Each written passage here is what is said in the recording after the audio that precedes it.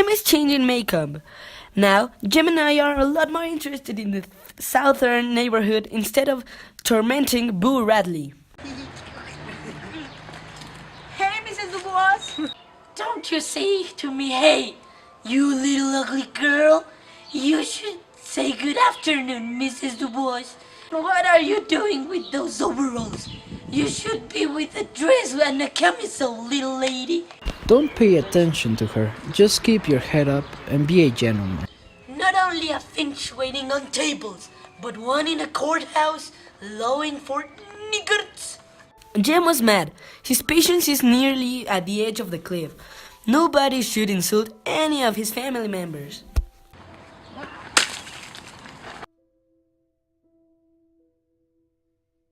Son, are you responsible for this? Yes, sir. Why did you do it? She said you lied for niggers and trash. Do you realize this was wrong, right? I know, but I don't want that old lady to insult you because your job is to defend the human being in court.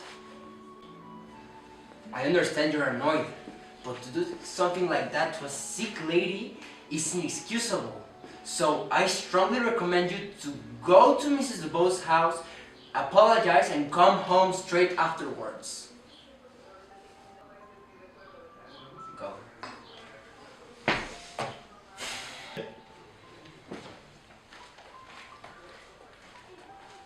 Well, son?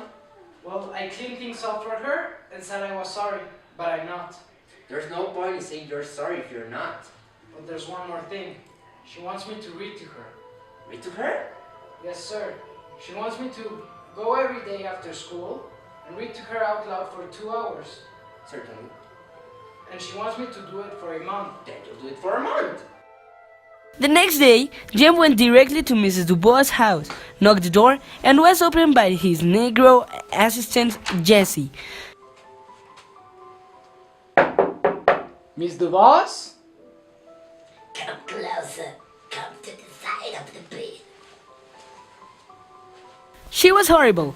Her face looked like a dirty pillowcase, and the corner of her mouth glistered. Who would bring you rings of gold and even sing you poetry?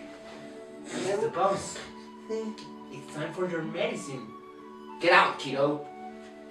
So Jim continued to several times to Mrs. Dubois' house and read her out loud the same book. Jim couldn't wait to the day the punishment to be over.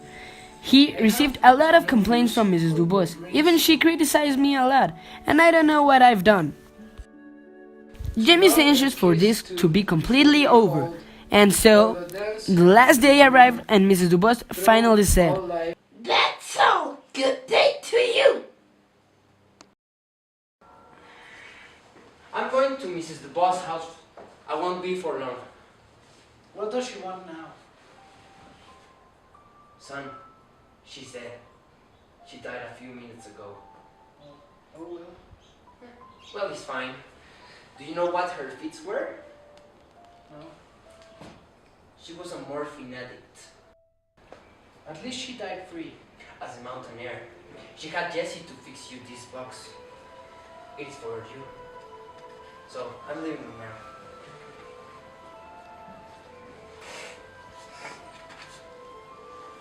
Hell no! Why doesn't this lady leave me alone? She was. Maybe she had another point of view. But I wanted you to see something about her.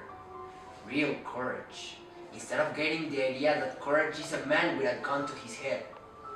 You rarely win, but sometimes you do. In this case, Mrs. Boss won. She died beholding nothing and nobody. She was the bravest person I've ever known.